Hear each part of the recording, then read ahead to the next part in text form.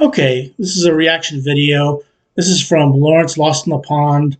Why do we bash Americans? Well, I think I know why we bash Americans. I think I've done a pretty good job of showing that on my channel. I think we're not very intelligent. We're loud. We don't know what to wear.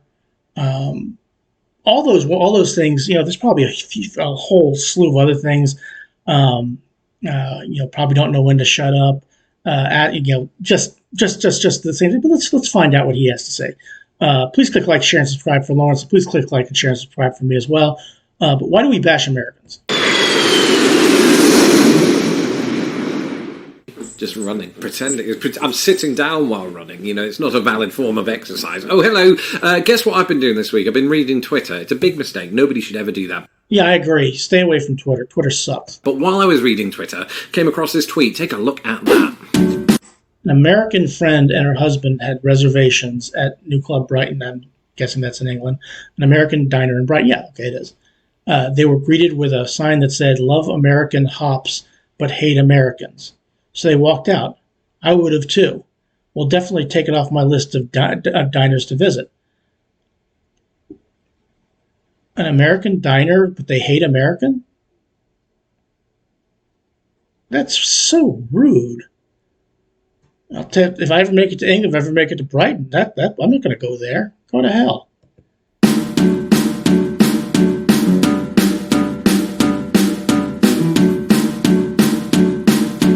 Right, and it got me thinking, why do we bash Americans? And I don't mean we as in me and everyone else. And I don't just mean this, politically. There seems to be a tendency toward bashing Americans in general. Now, before I do continue, I should reiterate that, of course, this isn't all British people bashing all Americans all the time. And to be fair, I've met quite a few people from other countries who don't hate America and don't bash America, but there are people that do, and to some extent, I can understand some of their reasons. A lot of it has to do from ignorance of the Americans, cultural differences, and things like that. But there is still, nonetheless, this tendency that happens there. And you wouldn't expect a restaurant to write this about other nations or other nationals from around. Yeah, we hate Germans, we hate French, we hate Spanish, we hate the Portuguese, we hate Canadians, we hate Mexicans. It's terrible. The world, but somehow it's fair game with Americans, and that is something that I've never understood. Of course, now I understand it even less, having lived in America for 11 years and married to an American who would not take kindly to me saying such a thing. So, I just wanted to give some thought as to why we think it is fair game. In order to do so, we have to look historically at the relationship, the now apparently special relationship between Britain and America. And so, I think anti-American sentiment, if you want to call it that, among my British compatriots has existed for centuries. I mean, you could go back to the early colonization of what is now the United States. Even after that, take, for example, Samuel Johnson, the inventor of the original English dictionary in Britain. He was the precursor, I suppose, to Noah Webster in that sense. And, he had quite a strong anti-American sentiment to him. He's the very man, in fact, that said, I am willing to love all mankind except an American, and that's not... Yeah, and for me, I don't hate any people from any country. I generally take people on an individual basis. But I do understand that some Americans, and I've mentioned this before in my other video, when I was in Germany, there was a couple, and the woman was like, "Do you speak English?" and acting like a nasty American. But that she doesn't represent everybody from my country. And so, yeah. Not all he said. I mean, that's not where it stopped. He also said, by his own choice, this was of somebody who would move to the continent of North America, or just the United States in general. By his own choice, he has left a country where he had a vote and little property for another where he has great property but no vote. And in many ways, that's sort of in line with King George III's idea that as a political entity, America had no hope, that it would go nowhere. And of course, then it did. It became independent from the British. You could almost argue that that may have led to resentment, at least at that very time. I think if you were to talk to British people today, they may not even cite 1776 as a reason for their resentment against Americans. Yeah, I mean, I think there's other reasons other than 1776. I mean, I remember during World War II when the United States, when the U.S. military was over there prior to the invasion of Normandy. What they say that the Americans were overcrowded, oversexed, and over here was a problem, and so I think that's what the statement was. But we certainly didn't endear ourselves to the people of England when we were over there, even though we were both successful in defeating the Nazis. Should they have that resentment? And that's quite an interesting point, right? So I'm not sure that all prejudice toward Americans today is even tied to history. In fact, to its detriment, it often ignores it. In the case of language, actually, quite often, as I pointed out before, we ignore sort of the historical patterns behind language and how Americanisms came about from Britishisms. You know, I talked before about the word soccer having been coined actually in English. Yeah, and you're talking to an American who generally calls it football. I don't call it soccer very often. I'll call it soccer around my friends who don't watch the sport, but I prefer to call it football because it makes more sense to call it football. My favorite club plays over there, the team that I live and die with. I haven't told anybody who it is. Maybe you know who it is. Maybe you see me wear a shirt for them. Maybe you want to guess. I'll tell you yes or no. It certainly isn't Manchester United. Most Americans in America tend to like Manchester United if they don't know any club in the United States, in England. They do know Manchester United. I'm not a Manchester United fan, so you can swipe that off your list. England, if you want to talk about lexicon. The same is true of certain spellings of words. Let's look at aluminum.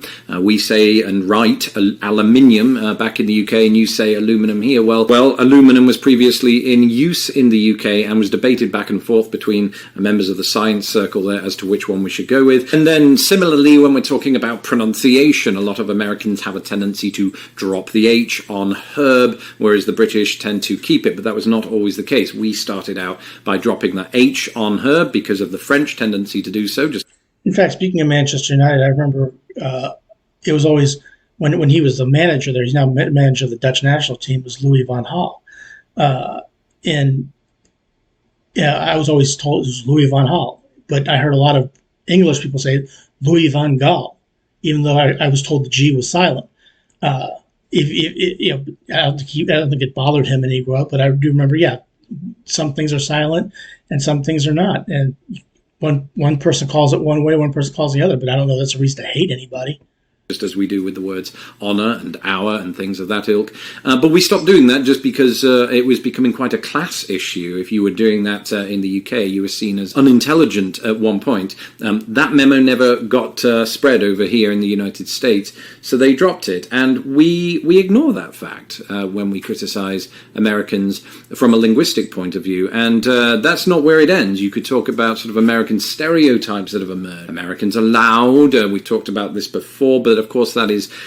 And I've said that prior when the start of this one. Americans are loud. We come across as obnoxious. Some of us do, and we seem to march to the beat of our own drummer and are ignorant about how the rest of the world lives. Quite specific to certain things. And, just as it would be in reverse if we were to sort of stereotype my fellow countrymen for having bad teeth because of the depiction in Austin Powers, for example, not necessarily true of all British people. We do guide a lot of our things based on stereotypes. I'm talking now, of course, about the present day, having talked about the 18th century. But in between that, the relationship between the United States, or at least the political relationship between the United States and Great Britain, has changed, and specifically in and around World War II, when we sort of forged the aforementioned special relationship. You could still find quotes such as this, which was actually...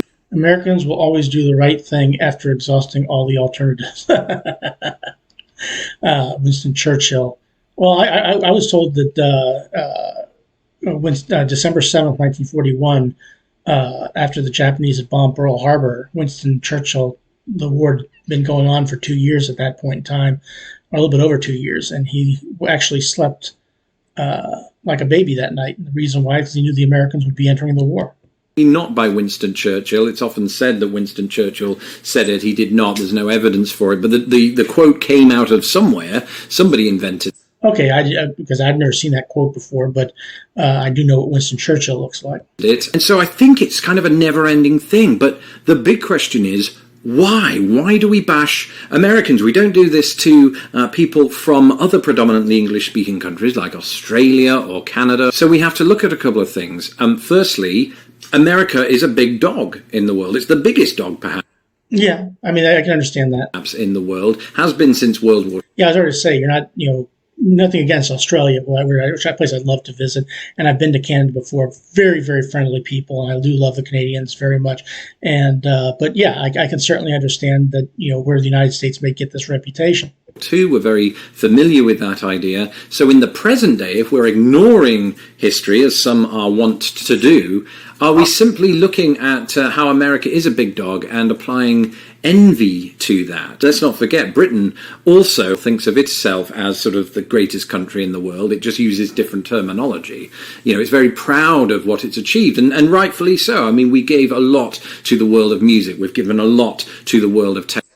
Maybe you guys, well, I don't know if British people hate Americans or that people, maybe they don't like Americans because we're going to play in the World Cup in November. And we've played twice in the World Cup, and no offense, maybe I will offend you. Who the hell cares? It's a football match, okay? We're 1 victory, 1 draw, 0 losses. That's the United States record against England in the World Cup, okay? So even though you've beaten us in friendlies, last time we played was 3-0, and you guys have beat us in Wembley. And I think the last time I recall you guys having the guts to come over to the United States and play us in the United States, you beat us 2-1. Most games that we tend to play you guys are over in Wembley. But yeah, maybe that may be it. Maybe because you guys can't beat us in a World Cup. I could be wrong. You guys might do it this November. You guys have a better team than we do. We'll see. Technology to the world of sport, etc., etc. And so when another country comes along and does all these things sort of bigger and grander and is itself extremely proud of its efforts, perhaps we look at that with a tinge of envy. I'd be lying if I said we didn't. And at the same time, there is respect. And keep in mind, I don't hate people from England. I want to make sure you understand. People from England who I've ever encountered, I really, really enjoyed. Very friendly people. And England is a place I would love to visit. My brother and his wife have been to London on several occasions and speak glowingly of it.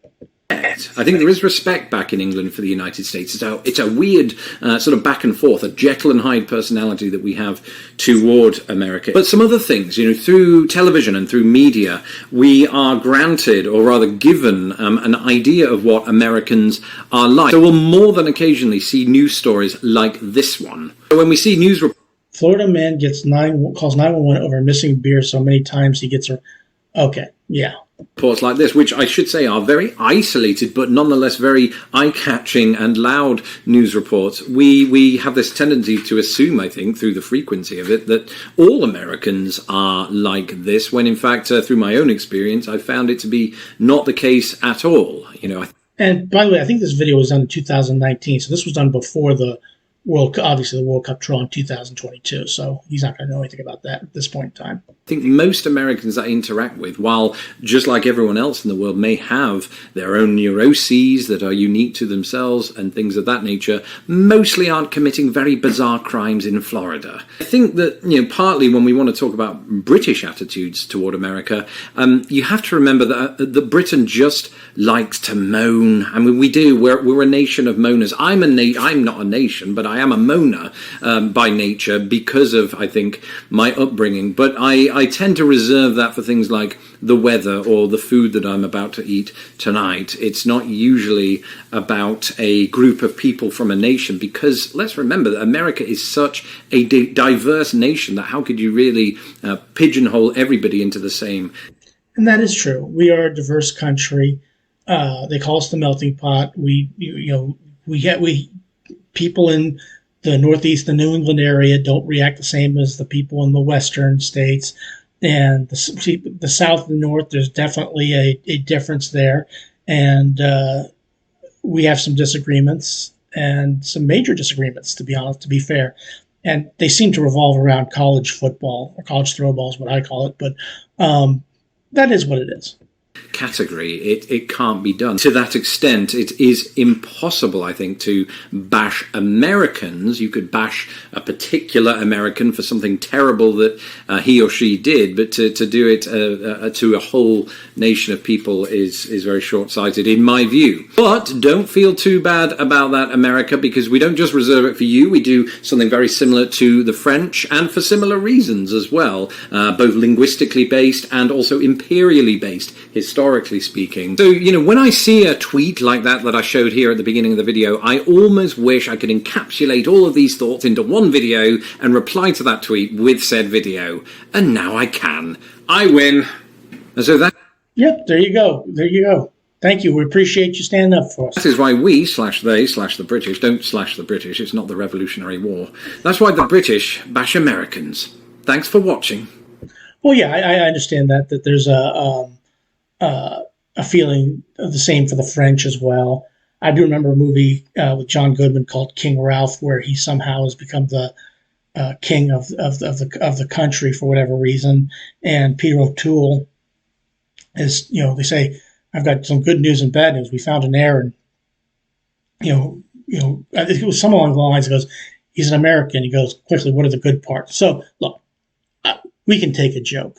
I also remember Monty Python's The Meaning of Life, where at the end, Death is like, you Americans are always talking too much, saying, let me tell you something. Well, now you're dead, so shut up.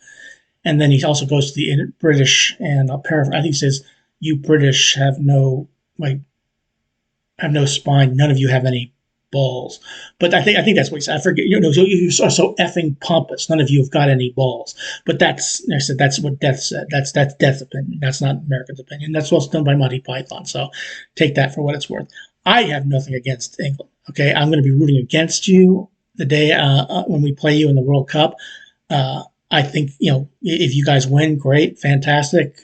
But if you lose or you draw, that'll mean that in 3 World Cup matches you've never beaten the United States. So, and for the country that really invented football versus a country that really even barely considers it a 5th sport, I think that's pretty bad. But don't hold it against me. Like I said, I'll be rooting against you. But if you get a victory, thumbs up. Good God. Good on you. But anyway, thanks for watching this with me. Why do we bash Americans? From Lawrence, Lost in the Pond. Please click like, share, and subscribe for him. And please click like, share, and subscribe for me. And have a good rest of your day. Thank you.